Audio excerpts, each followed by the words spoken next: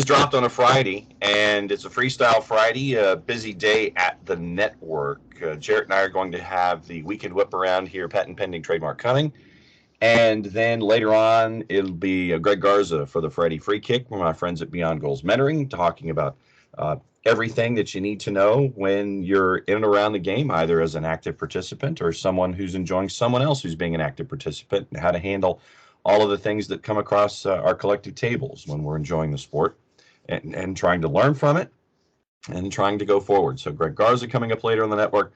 Also, we catch up with one of the best keepers in this footprint, Sydney Martinez from Tormenta's USLW championship side. We catch up with her down in Central Florida and get her perspectives on winning a title and what she's up to now. So very, very busy day across the board on the network.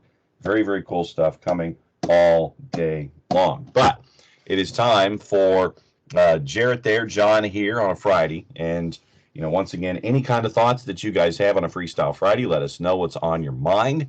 After Jarrett leaves, we'll do the halfway point, and then we'll do all of the other stuff that's going on overseas to get you ready for action over there this weekend. Juiceboxes and everything will be lined up there as well. But it's time for the morning kickoff, brought to us by our friends at Kickoff Coffee, kickoffcoffeeco.com. And you can also follow our friends at Kickoff Coffee on Twitter, Facebook, and Instagram at Kickoff Coffee CO. Once again, reminder that you use the code SoccerDownHere15. You get 15% off your purchases and your investments in Kickoff Coffee. And once again, thanks to everybody who's been investing so far. But a reminder, 10% of their proceeds head toward the youth game and youth development. So very, very cool stuff from our friends at Kickoff Coffee, kickoffcoffeeco.com.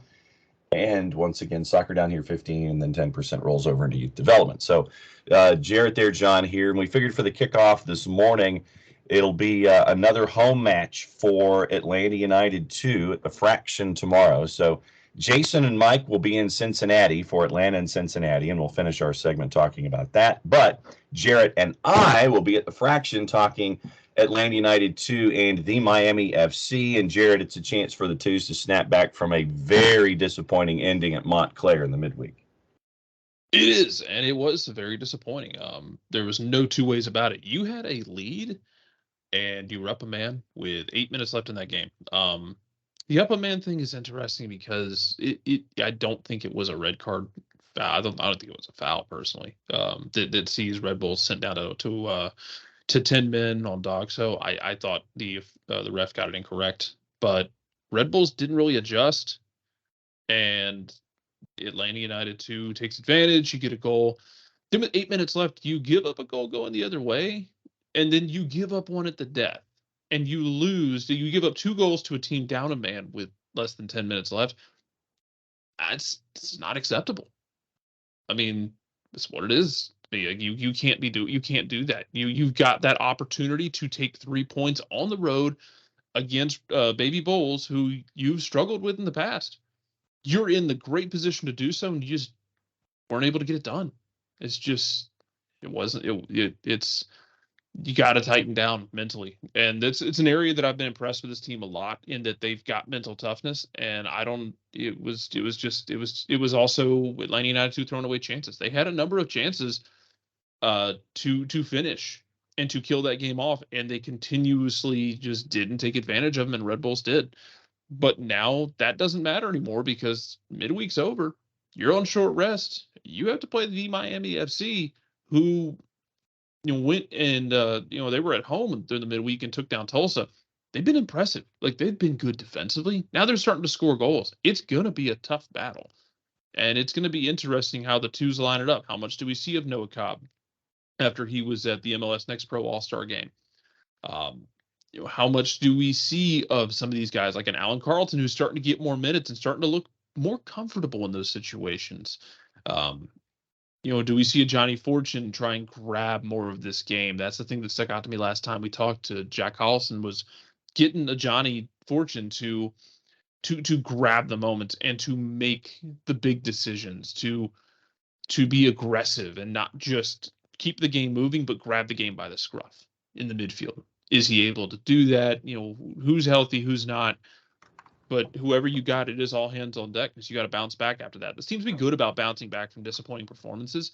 What you want to do is cut out the performances altogether, the disappointing ones anyway.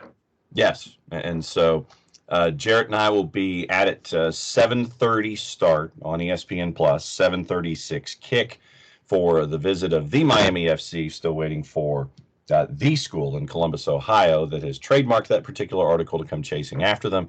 But Atlanta United 2 and the Miami FC 7:30, and dueling 7:30s, if I'm not mistaken, involving Atlanta United and FC Cincinnati. And I am correct, 7:30. So dueling 7:30s. We'll keep you up to date on what's going on at TQL with Atlanta United and FC Cincinnati while you are watching the two of us look at action in the USL Championship. So action at the Fraction and action at TQL simultaneously on your Saturday. That's your morning kickoff, brought to us by our friends at Kickoff Coffee, kickoffcoffeeco.com. Available also at Kickoff Coffee CO on the Bird app, the FaceSpace, and the Gram. And once again, thanks for investing in Kickoff Coffee. Soccer Down Here 15 gets you 15% off of your investments, but also 10% rolls over into the youth game, which is very, very cool. So now it is time, without wasting any more of it, it is time for the weekend whip around. Patent pending, trademark coming, and we will run through all of the games. And this is going to be an interesting weekend because, Jarrett, we end up with action as well outside of the Fraction in the midweek, Tuesday and Wednesday. So you have 12 teams playing Tuesday and Wednesday after playing Saturday and Sunday. It will be an interesting time here as folks are getting all of their matches caught up. So we'll start at the top of the order. 6 o'clock Eastern for Red Bulls in Orlando City. Red Bulls are a minus 143.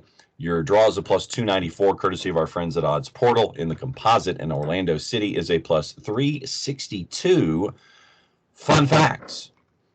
Red Bulls have won their last 3 MLS meetings with Orlando City, including a 3-0 away win on April 24. The 3-match run's the first win streak in league play by either team in the history of the series. Red Bulls have lost consecutive home MLS matches for the first time since a 3-match home losing streak in September 2020. New York had lost only 2 of its previous 16 league matches. At Red Bull, 6 wins, 8 draws, dating back to September 2021. Orlando City winless in 5 straight. They've lost 3 of those, including losing the last 3 in a row.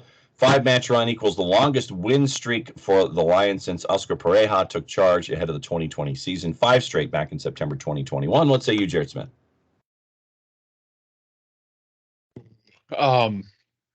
It's tricky because I don't trust Oscar Pereja the later we get into years. No, I don't either. And the thing with Orlando is, man, I mean, they weren't trustworthy in the middle of this season. They were so schizophrenic. And all that being said, they're doing exactly what you should do, which is, our season's kind of weird. What should we do? Well, let's focus on getting a U.S. Open Cup final. That's fine because Orlando, let's be petty for a minute. Orlando has had the best draw luck possible for going back to 2019. The last time Orlando City played a road game in U.S. Open Cup was when they went to Memphis to play Memphis 901. And that was in round 4 of the U.S. Open Cup in 2019. They played 3 or 4 straight home games in that U.S. Open Cup, including the loss to Atlanta. And then they've played at home every round of U.S. Open Cup this year. Orlando's had some incredibly good luck with that draw, and they've taken advantage of it, as they should. Good job, Orlando. As far as MLS play goes, I don't trust them as far as I can throw them. Red Bulls are kind of weird, though. It was brought up before that, Red Bulls is just... You're a team that plays that insane style, and playing in the summer, it's tough to do. Now they're at Red Bull Arena, which makes me a little more, I guess, expectant of them getting something, but I'm going to take a draw here, and I can't call it one way or another if it's going to be a chaotic draw or a boring draw. I just don't know that. I don't know if Orlando is going to be willing to take any initiative here. And if you don't take initiative with the game, it's harder for Red Bulls to hurt you. I think Red Bulls get something out of it. I think your latter assessment's correct. I think it'll be boring, maybe even boring AF. But I think Red Bulls maybe get the Duke 1-0, something completely and totally unexciting. But that's just me. We'll save FC Cincinnati, Atlanta United for the last. Revs in DC at 7:30. Revs a minus 156. DC is a plus 380, and your draw is a plus 317. Fun facts. Revs are unbeaten in 11 straight home matches against DC United. Facts for this? We'll do. Yeah, really. Yeah, and well, I'll say, yeah. Dating back to 2013, Revs were unbeaten in 11 straight home matches against D. They've won 6, ended their 6-match winless run, 3-0 win over Orlando City. DC scoreless draw, ended a 13-match run without a clean sheet. Yeah, DC is going to lose in this one, so it's the Revs. Right there with you. Intriguing for a couple of different reasons. Also at 7:30, Philadelphia, Chicago. Philadelphia's a minus 130. Your draws a plus 285. Chicago Fire are a plus 330 in this one. And your fun facts. 7:38 kick at Subaru Park. Chicago dealt the Union one of their 3 defeats this season. The 1-0 home win June 29. Fire haven't won in Philly since 2013, however, failing to win in their last 8 visits, losing 5 of them. Union unbeaten in their last 17 home regular season matches, winning 12, dating back to last September, the longest home unbeaten run in club history. Philadelphia's outscored opponents 36-7 in those games, including 15-1 over the last 3. Fire's 3-2 win at Charlotte on Saturday, coupled with the 3-1 win in Vancouver on July 23rd, marked the first consecutive road wins for the Fire since October 2013. Chicago last posted 3 straight road wins in May of 2009. Third victory coming over a team that no longer exists, Chivas USA, in a match that featured current Union coach Jim Curtin entering as a sub in the 89th minute. What say you, Jared Smith? Chicago is problematic for you to play against right now. Let's have a conversation that people don't want to have, because then they have to admit that something might not be completely broken. Atlanta pulling a draw out of Chicago looks really good right now, and I didn't expect that at the time. But it looks really damn good that Atlanta was able to somehow pull a draw out of Chicago. Give me Philadelphia in this, because I think Philadelphia is able to bounce back. Yeah. After what happened with Cincinnati. But it won't be easy, and Chicago will cause them problems. And I could see this being a very stupid game, but a fun game. Yeah, I still think I'm taking the under, and it won't be very, very pretty. I think Philadelphia gets it their way. It's probably something 1-0, maybe 2-0 in transition late as Chicago chases the match. I'll go Philly. Won't be pretty. There'll be other stuff to do at 7:30 on Saturday night. Wink, wink, nudge, there's other ways to spend your night. Yes. Also, these highlights will be there for you later. Don't worry. Yeah. Maybe you can focus on 2 guys broadcasting a match in Kennesaw, or 2 other guys calling a match in Cincinnati. But that's just me. Get you some skyline. 7:30, Toronto and Portland. Toronto, and this is at BMO, so take the over. Toronto is a minus 112. Portland is a plus 271. Your draw is a plus 289. Fun facts from BMO. Provided that things want to behave when you click on them. How about this? Since it's giving you fits, Toronto is going to try and score a lot of goals. They probably will. Portland's entire existence is built around making you as miserable as humanly possible, and I think they will continue to do that. But give me Toronto in a drunken affair. Yeah, I'm right there with you. Toronto's 4-3 win at Nashville made it 7 points in their last 3 matches, 2 of them wins. Reds had collected 8 total points in their previous 14, with 10 of them losses dating back to mid-April. Timbers have won their last 2 matches against Toronto, including a 2-1 victory in the last meeting in April 2019 in Toronto. Portland had taken just 1 point in their first 5 MLS visits to BMO before winning on their last visit. Portland's 1-1 draw with Dallas Saturday took its unbeaten run to 10 straight, 4 of them wins. The Timbers have had just 2 longer single-season streaks in club history, going 15 in a row without losing twice. First from March to June 2013, and then in April through August 2018. I go drunken mess. I go the over. I go Toronto. 8 o'clock at DRVP&K in Fort Lauderdale. Inter Miami and New York City. NYC on the road is a favorite at a plus 131. Your draw is a plus 254. And Inter Miami is a plus 191. That ended up being more. Feedback was rough there. That ended up being more Tommy Smith than Ray Hudson. It was much more Tommy Smith. 808 kick at DRVP&K. Fun facts. NYC. I can get positive number on Miami. I'm taking positive numbers on Miami. That's just the way it is. New York City's not the same New York City they were when Ronnie Dyla was there. Not that anyone ever expected to make that statement when Ronnie Dyla was hired. Correct. NYC has won all 5 MLS matches against Inter Miami, including winning each of the last 3 by a 2-goal margin. Only team to win its first 6 was NYC against Cincinnati from 19 to 21. Inter Miami's lost only one of their last 9 home league games, winning 6, scoring 21 times over those 9 since that run started April 9th. Only NYC, 26, has scored more goals at home than Miami. NYC's 3-2 defeat in Columbus on Saturday was just their second loss in their last 18 league matches, 11 of them wins, dating back to mid-April.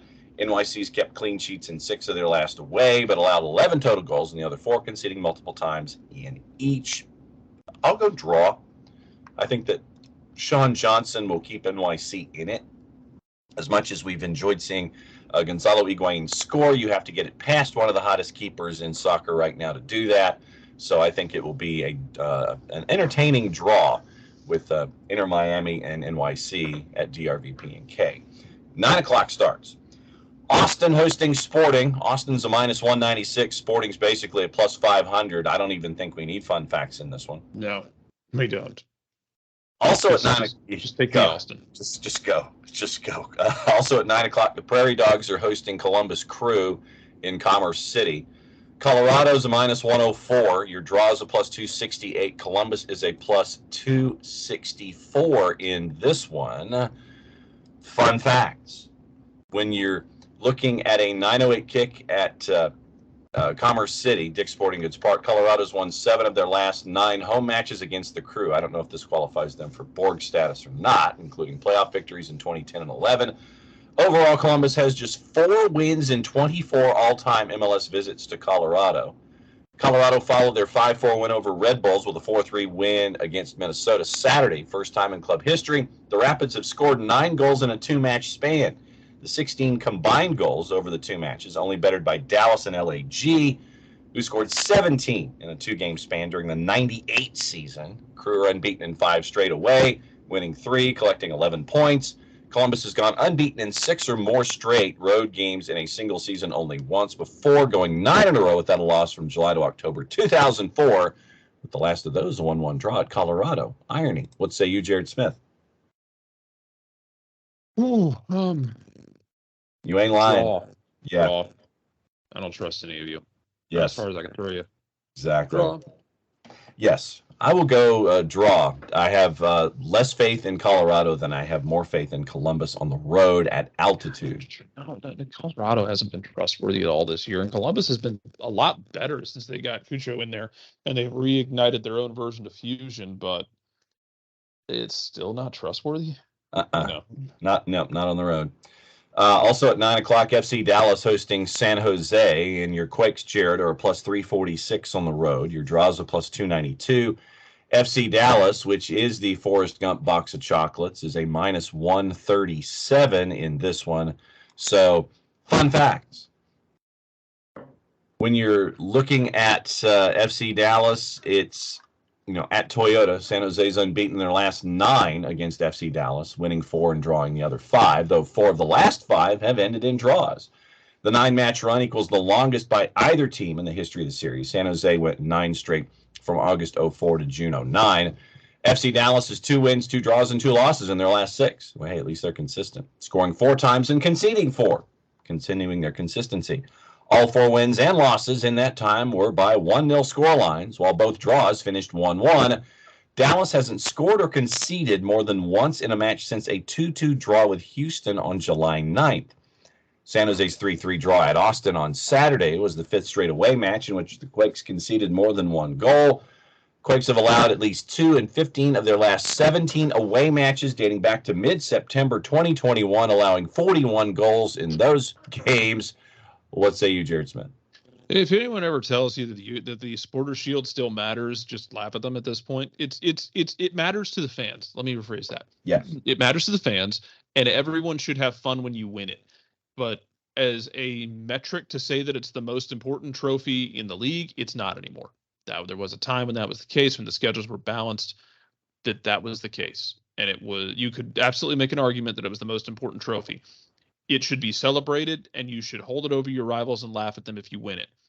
it is not the metric by which we measure the best team in the league anymore because of the unbalanced schedules, because some teams have to go play the LAFCs of the world. Other teams get to play the San Jose's of the world, and they're weird in their own special ways, but nobody wants to play LAFC. They're just kind of, I think nobody wants to deal with LAFC because they're terrifying.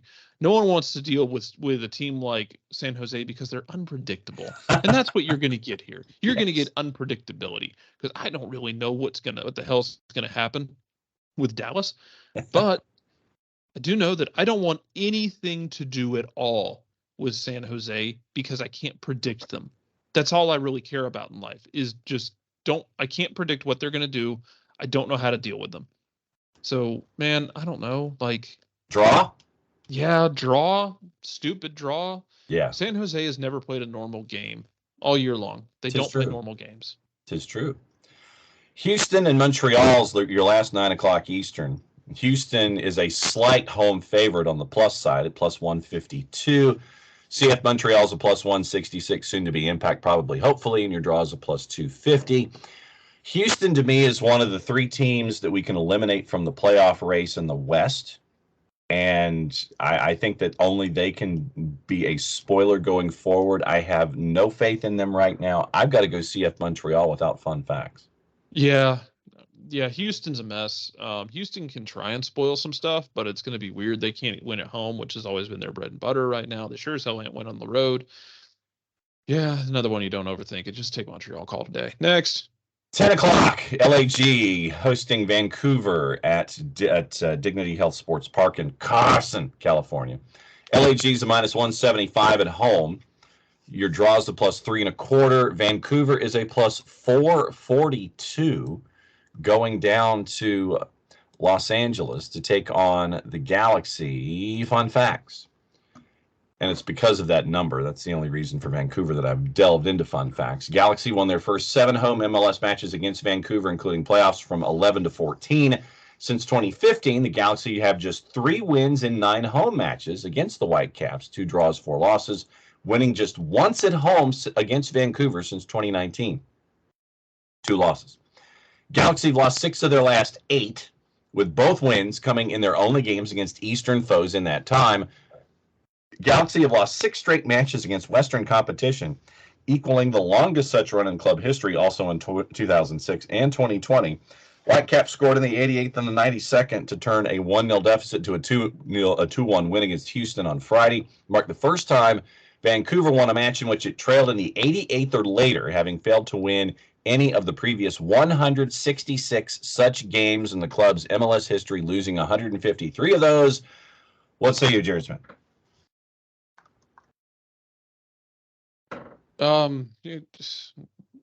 Draw. Yeah, I don't know what LA I'm getting, especially against Western competition, and Vancouver really can dial it up on you. I'll say 2-2 draw, and I'll go with that plus 325. Yeah, that's fine. LAFC in Charlotte, 10:30. LAFC is a minus 270. Your draw is a plus 401. Charlotte is a plus 671. I don't need fun facts. I got to go LAFC. Yeah, this is the thing about Charlotte. As fun as Charlotte was, right now, Charlotte's entering a very rough period of their schedule. Injuries are starting to catch up with them. They're not getting the production they were early in the season. If they make the playoffs, I'll be impressed, because they will have absolutely had to gut some stuff out. But it's going to be really tough on Charlotte. This is going to be a really tough stretch where, even if everybody was healthy, this is that stretch of the season that really beats you down, because you don't have the depth to rotate guys. The guys' legs get heavy, and then you add in injuries on top of it and all the travel. It's kind of the end of summer. This is 600 meters into an 800 meter race. Or 500 meters even. It's where those legs get real heavy. How much do you have left for the kick? Charlotte might have something. They absolutely might. Don't want to discount them, and don't want to say that they cannot do it. Don't get me wrong. It's just going to be really tough. Give me LAFC. I don't see them as being Dave Waddle in this particular match. That's your Google reference for today, kids. I've got to go LAFC here at a minus 270. 2 matches on Sunday. Very, very good ones, both at night. So you'll have MLS After Dark on Sunday. Nashville at home at Geodis hosting Minnesota United.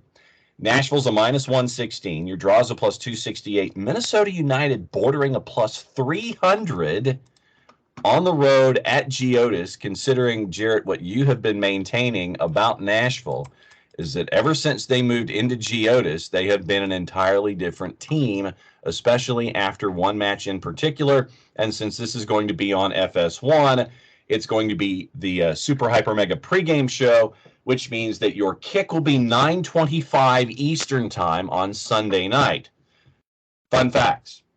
First two meetings between Nashville and Minnesota have ended in 1-1 draws, including 1-1 on March 5th in Minnesota. The lone meeting between the sides in Nashville, goalless draw, October 2020. Nashville's lost 3 of their last 6 home matches, winning 1, drawing 2, following a home unbeaten run that spanned 24 games, including playoffs. From November 2020 to June 2022, Nashville had lost just 2 of their first 35 home matches before losing 3 of the last 6. Minnesota followed their 4-4 draw with Portland with a 4-3 defeat to Colorado on Saturday. The Loons are the first team in MLS history to score 7 goals over a 2-match span without winning either match. What say you, Jarrett Smith?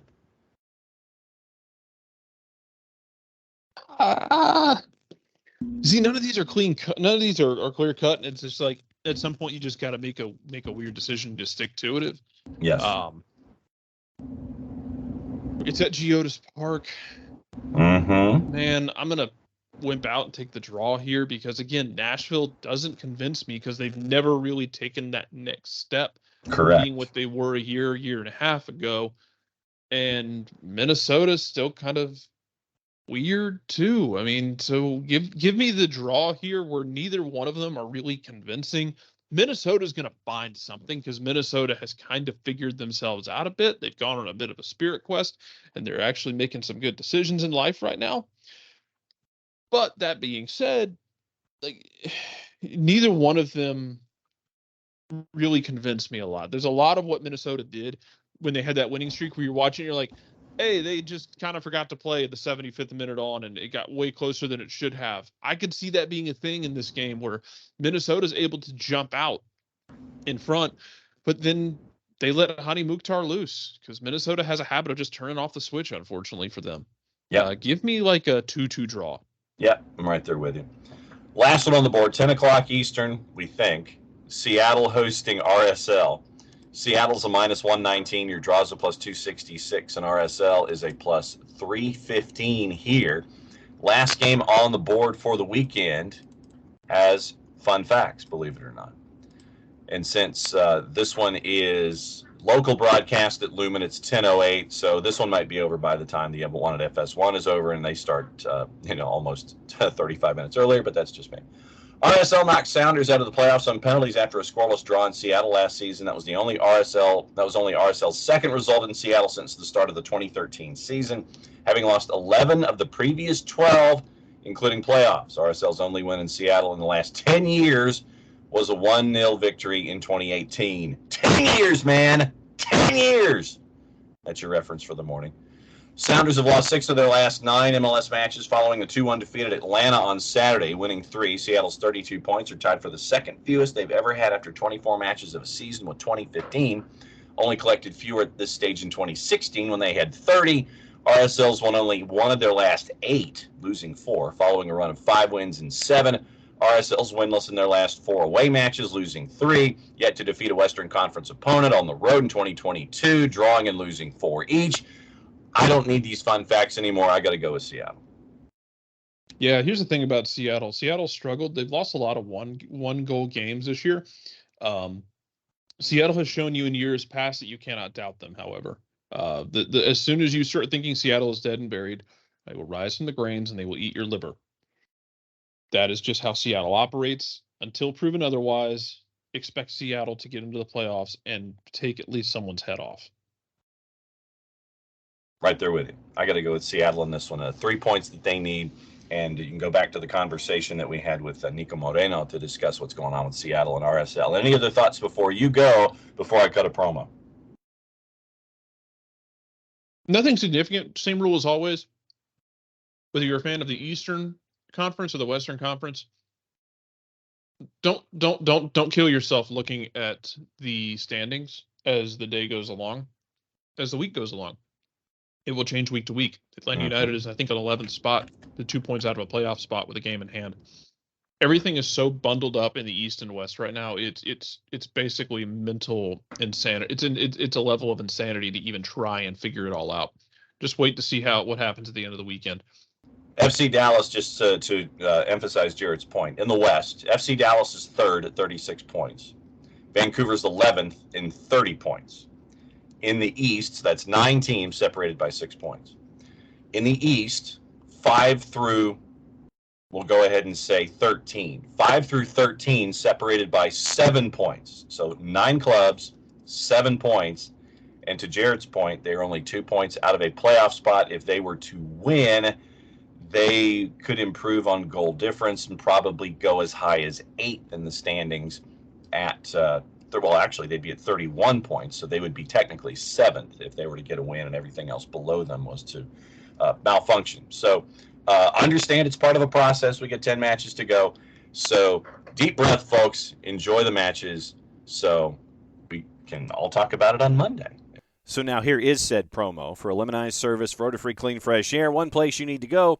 It's a Lemonize service. Deodorizing enclosed spaces like houses, apartments, and condos. The Lemonize service has created a customized solution that eliminizes all organic odors, including those like pets, cigarettes, and food. Realtors and property managers use a Lemonize service to eliminate bad odors to help them sell or rent their homes that much faster. It's a turnkey process, makes it easy to work with realtors and property managers. Kind of the environment. We like that these days. Very green way to go about getting rid of odors without any kind of toxic residue whatsoever. Different than Febreze or our favorite masking agent, because when you drag it out from underneath the sink of choice or from the cabinet of choice, you spray it in the air, you're just masking the odor. That's why they call it a masking agent. You're not attacking the problem all the way down to the molecule with the proven scientific formula that a Lemonize service has. Pricing very, very easy, one of 2 ways, either by the cubic foot or parts per million to come up with a price that is affordable for you. Offering results in 24 hours or less if you have any questions, frequently asked or otherwise. One place you need to go. It's a Lemonize service. Go to their website, lemonize.com, but do us a favor. After the .com, go /Atlanta so they know what part of the world that you are talking to them from, so they can help you with your problems. So your full homework assignment, ELIMINIZE.com/Atlanta. Lemonize.com/Atlanta for odor-free, clean, fresh air. A Lemonize service, proud sponsors of everything SDH. Now, let's take you overseas and get you through the rest of the world, getting you ready for the weekend. According to Eric Ten Hag, Cristiano Ronaldo had a good week in training. Well, see if that translates into anything. Looking at your latest on the transfer circuit, the updated word on Chelsea, ready to sign both Frankie de Jong and Pierre-Emerick Aubameyang, and they're preparing a third bid for Wesley Fofana over at Leicester. Manchester City have agreed on the £11 million deal to sign Anderlecht left-back Sergio Gomez. Remember, we talked about that one yesterday, where Gomez would be a depth piece. Probably he could join the first squad this season, but they're looking at alternatives for first-team targets. He probably could be loaned out to other City Group clubs. We'll keep an eye on that one. Guardiola says he won't go out on loan, but he will be in the first-team squad, so we'll see what happens there. PSG is unlikely to follow up on their interest in Marcus Rashford because of his injury status currently. Still preparing the move for Gakpo that we talked about yesterday. One of the other elements that's a part of this is that when you look at Napoli, they're in talks with Tottenham over signing Tanguy Ndombele. Deal's progressing, still work to do. Club record signing Ndombele spent the second half of the season on loan at Lyon. Ndombele, Lo Celso, Harry Winks, and Sergio Reguilon have all been training away from the first-team squad. Tottenham listening to offers on all 4 players. Steve Cooper's confirmed that Nottingham Forest still actively looking for new players, but obviously when he's asked, hey, who are you interested in, Steve Cooper isn't going to say. So Nottingham Forest still on the market. Wolves, one of the options for Sporting Lisbon midfielder Mateus Nunes, who could choose a transfer before the deadline, in talks to sign him for the duration of the transfer window. According to Sky in Germany, Sporting Lisbon would accept an offer in the region of £30 million plus a sell-on percentage, represented by Jorge Mendes, a close associate of Wolves and someone who has a number of players at the club. West Ham boss David Moyes confirmed that they bid for him, but according to Moyes, quote, the boy chose not to come, end quote, so they moved on. No other Premier League clubs have been keeping across the Nunez situation. Is Rabiot to Manchester United in danger from Juve? No agreement on personal terms. We'll keep an eye on that one. Also, Mikel Arteta has praised his defender William Saliba after his Arsenal debut, discussed a potential new contract for the Frenchman. That's not wasting any time. Man of the match in Arsenal's 2-0 win over Crystal Palace, and Arteta was keen to talk about him in the post-match press conference immediately afterward. First impression we got after getting him back on loan from him was really positive. Body language, presence, confidence that he's acting with is very mature, addressing the issues like they always do. The board and Edu will prepare all the scenarios we face. Villarreal, we mentioned Giovanni Lo Celso, have agreed to a deal to sign him, according to Sky Italia. Lo Celso is flying to Spain today for a medical. Deals a loan with an option to buy. Spent the second half of the season on loan at Villarreal, helping them reach the semis of the Champions League. Speaking of West Ham, David Moyes has confirmed not any further with forward Thilo Kehrer at the moment, progressing with it on Nunez. We talked about that. Regarding Memphis Depay, David Moyes says, no, it's not us. If it is, then I don't know about it. That's for sure. It's important to get good players in, people who can make the team better, so we'll keep an eye on that one. Crystal Palace manager Patrick Vieira has revealed the club are looking for the right player after selling Christian Benteke to DC United and Conor Gallagher returning to Chelsea after a successful loan spell. So Crystal Palace in the market. Mikel Arteta has defended removing Pierre-Emerick Aubameyang as Arsenal captain last year. Hopes he gets a good reception from Gunners fans if he joins Chelsea. If you go into the Amazon All or Nothing documentary that showed behind-the-scenes footage of Aubameyang being removed as Arsenal captain, the documentary release comes at the same time of Chelsea's interest, and Arteta has hailed the forward's impact on the club. So that'll be interesting to take a peek at as they go behind the scenes and let you see what's going on there. Frank Lampard at Everton, as we had earlier this week in discussing Connor Cody and Amadou Onana, working hard behind the scenes to further strengthen the squad. Without Dominic Calvert-Lewin, Yerry Mina, and Ben Godfrey for the game at Aston Villa. Remember, Godfrey with the nasty injury. Godfrey will be out for a while. Dominic Calvert-Lewin perhaps another couple of weeks. Same with Yerry Mina. Idrissa Gueye, speaking of the Toffees, reported to be close to a return to Goodison Park from PSG. Red Bull Salzburg's Mohamed Kamara and Watford's Emmanuel Dennis have also been linked to the club. There's an update with Dennis, and we'll get you that one in just a second. Juve has signed Kostic from Frankfurt, so keep an eye on that. Thomas Tuchel has confirmed Marcos Alonso is not in Chelsea training at the moment as he tries to finalize his move to Barcelona, so he will not be in contention for Sunday's match against Tottenham. But Tuchel has also said that they will not panic buy. Spend a lot of money, but they're not going to panic buy, so we'll keep an eye on that one as well. And Thomas Tuchel also refused to comment on Chelsea's pursuit of Wesley Fofana in his pre-match press conference. Quote, I will not comment. No matter how good your question will be, I will not comment. And so, obviously, I guess there's no comment when it comes to Wesley Fofana and what's going on with that pursuit, although the third offer is currently being looked at. So we'll keep an eye on offers for Wesley Fofana going forward. Looking at the papers, starting with the Mirror, Manchester City plotting a late swoop again to sign Kieran Tierney this summer following Zinchenko's move to Arsenal. Premier League is being urged to, quote, take rapid action, end quote, to combat climate change as clubs brace themselves to play at the height of the UK's second heat wave of the summer this weekend, officially being regarded as drought status. So we'll keep an eye on that. Four-letter newspaper, we're going to avoid that one and everything that they have on mind. The Athletic, UK.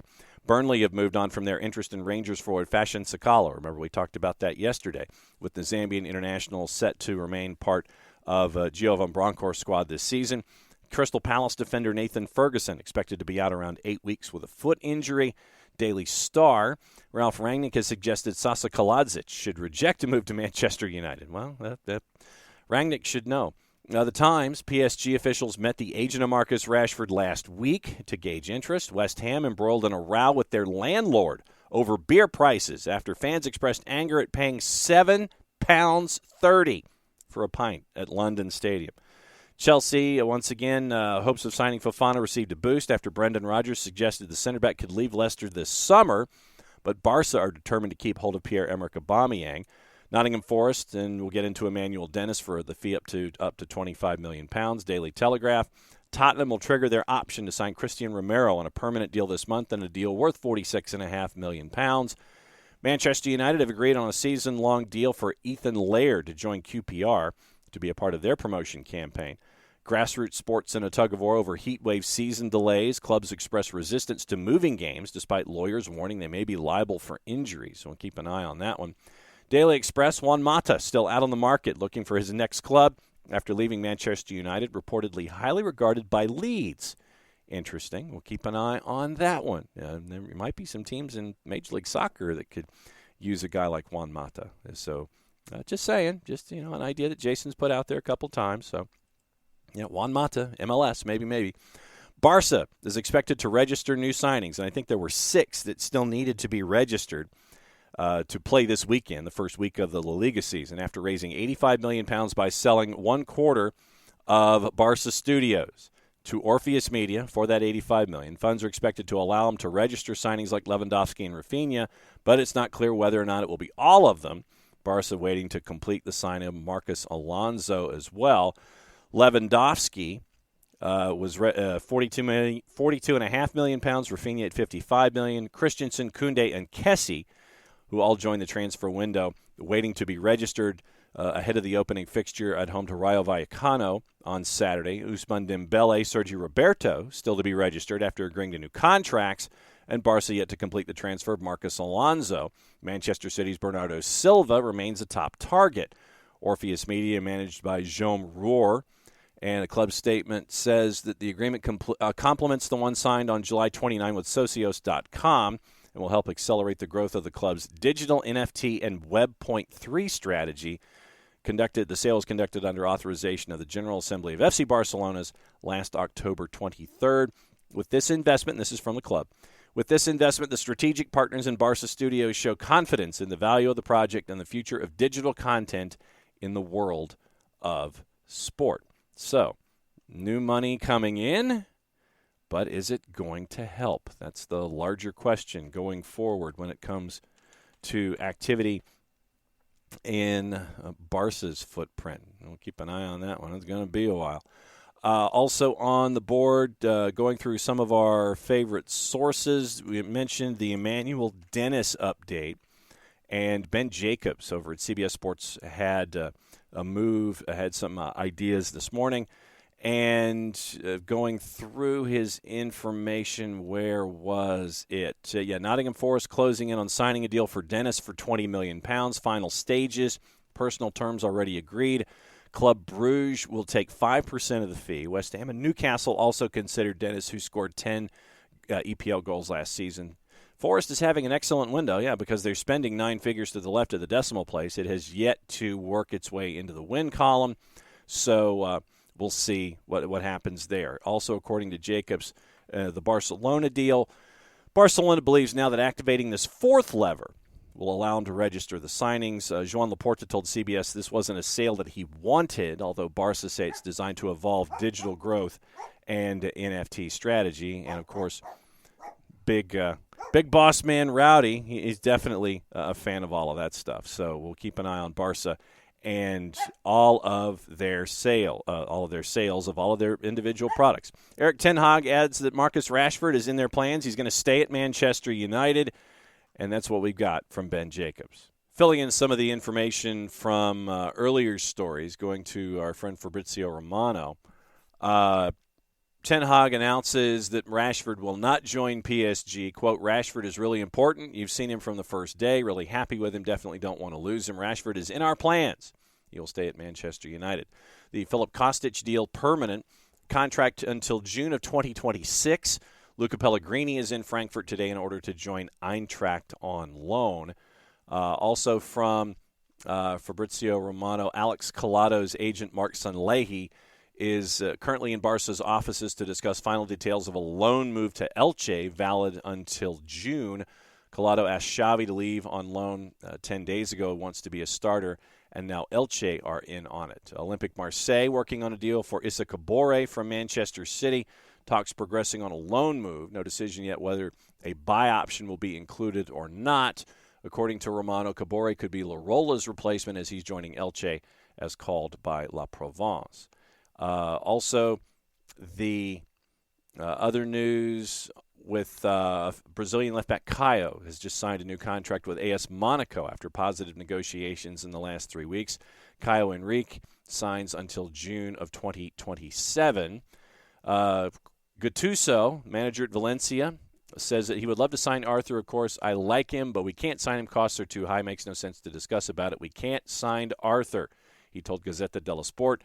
Nico will be unveiled as a new Valencia player. It's a done deal with Barca.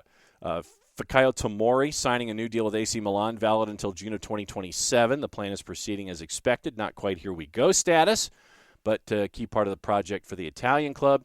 Brondby set to sign Daniel Vaz from Atletico Madrid. Full agreement in place. Medical now ongoing, according to Farzam Abol Hosseini at BT Sport. Atletico Madrid had already accepted the proposal. Fabian Ruiz confirmed to PSG his intention to sign a 5-year deal. Personal terms fully agreed. Talks progressing well with Napoli. Discussions also ongoing for Keylor Navas to Napoli, the favorite option over Kepa. Remo Freuler is now a part of Nottingham Forest. Official statement expected today. He's already in England, and that did get to here we go status. Full agreement for €9 million plus add-ons. Remo will sign until June 2025 with the medical. One more international Swiss midfielder and key player for Atalanta, Miltiades Marinakis, on it, showing ambition again. So you've got all of that stuff from Fabrizio Romano. Now let's get you into juice boxes and schedules. We'll start with today, and we'll work our way through some of the larger leagues and some of the activity that is on the board. Once again, Eastern Europe and Middle East are early in the morning Eastern time as we continue to get a very, very busy Friday going. It's the Czech League, the Estonian League, all over the place. Lithuania, Poland, all the Eastern European countries are working their way through. This pushes us through the noon hour. And our boys in the Faroe Islands, B36 Torshavn, have a match at 1 o'clock, and they're a minus 312 favorite. Everything going on in the regional leagues in Germany, Slovakia. Literally everybody is in action. Sweden gets us to 1:30. National League in France is at 1:30. Once again, more regional kicks in Eastern Europe and in Europe in the overall, 1 o'clock and 2 o'clock.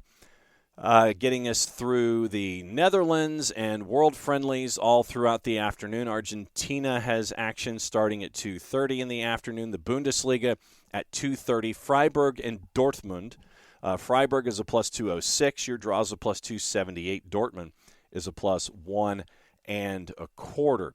Getting us into the Irish Premier League. That happens at 2:45. Serie B with Parma and Bari. Parma is a minus 111. Nick Khalifi, I'm sure, will be keeping an eye on that one. The Scottish Championship is going on starting at 2:45. Ligue 1 is at 3 with Nantes and Lille. Lille is a road favorite at a plus 129. Osasuna and Sevilla is your La Liga kickoff at 3 o'clock. Sevilla is at plus 139.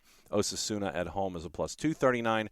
Your draw is a plus 209. Costa Rica, Liga de Ascenso is at 5 o'clock, as well as the Primera División in Venezuela, Primera Nacional in Argentina, and the Liga Profesional at 6. Bonfield is playing Platense at 6. Huracan is hosting Sarmiento Junín at 6 o'clock. You have a USL Championship Friday Night Football at 7 o'clock. Red Bulls 2 is an underdog with the Charleston Battery coming to Montclair at a plus 114. How do Red Bulls 2 work on short rest? That is the big question there. Patronato San Lorenzo is at 8:30. Primera División is going on in Chile at that same time. In WSL, Houston Dash and Racing Louisville. Houston is a plus 104. Racing on the road is a plus 242, and your draw is a plus 219. Canadian Premier League is at 9 o'clock. Cavalry and Forge. Forge on the road is a plus 114. Cavalry is a plus 196. MLS Next Pro, North Texas hosting Real Monarchs is a minus 357. Colorado Springs and El Paso at 9 o'clock in USL Championship. Colorado Springs in downtown. Colorado Springs Switchbacks are a -112. Liga MX Necaxa in Monterrey. Necaxa is a home dog at a +2.25. Monterrey is a +1.25 on the road. And you have USL Championship After Dark, Orange County and Irvine hosting Phoenix Rising. OCSC is a +104. Liga MX at 10:05. Tijuana late night hosting Puebla. Tijuana is a +114. Your draw is a +236. Puebla is a +234. Getting into Spain with the action in La Liga going through today, tomorrow. Wow, so it's all over the place. So it is Monday. It's Monday day. It's a weekend of La Liga football to get things started. We mentioned Osasuna and Sevilla. Saturday, Celta Vigo and Espanyol at 11. Valladolid, Villarreal at 1. Barca and Rayo Vallecano is at 3. So if you want to keep an eye on who is cleared, who is signed, and who's able to play, Barca is at home at 3 o'clock on Saturday afternoon. Sunday, 1:30, Cadiz hosting Real Sociedad. 3:30, Valencia hosting Girona. 4 o'clock, Almeria is hosting Real Madrid. Real Madrid on the road is a -233. Monday, 1:30, Athletic Bilbao and Mallorca. 3:30, Getafe Atletico Madrid. Atletico Madrid on the road is a -106. Betis and Elche is at 3:30. Betis is a big favorite at home. And so that is going to be the way of the schedule. It's going to be Friday, Saturday, Sunday, Monday with the La Liga out of the blocks. And obviously we'll be keeping an eye on all of that as well. So that is your quick tour of everything going on this week when it comes to everything going on in the world of soccer. We appreciate you hanging out with us for the weekend Whiparound. Patent pending trademark coming, hopefully. And here's your note. As I've been saying on Twitter, I know that folks have been missing the live show in the morning, especially on Twitch. Stay tuned. If you trust me and are patient with me and my technology and learning of technology, just stay tuned. So we'll keep you posted on that as well. So that's where we are. Enjoy your games this weekend if you're watching them at home, if you're watching a local game through a local provider, any and all of those things. Make sure that you let us know what you're up to this weekend, post pictures, all those kinds of things. And thanks for hanging out with us and being a part of things as we continue to go here at SDH. Once again, very, very busy day here on the network. The show from Line Creek Brewing's barn in Fayetteville. The Line Creek show is up with Jessica Charman. That is now up on the network. Beyond Goals Mentoring with Greg Garza. It was a great conversation with Greg. That is up on the network. And also today we'll continue catching up with our friends at Tormenta. Sydney Martinez. She's going to have a 1v1 with us coming up in just a little while. That'll be out later this afternoon. So for everybody here at SDH, for Jason, for Jarrett, for Nick, I'm just John. Remember, busy weekend, 7:30, dueling 7:30s. 7 o'clock pregame on 92.9 The Game with Mike and Jason as they're at TQL going up against Atlanta United, going up against FC Cincinnati. Jarrett and myself will be at the Fraction for Atlanta United 2 and the Miami FC. Very, very busy weekend, very, very busy day here in soccer. So thanks for hanging out with us. And one thing left to say, mucho platial.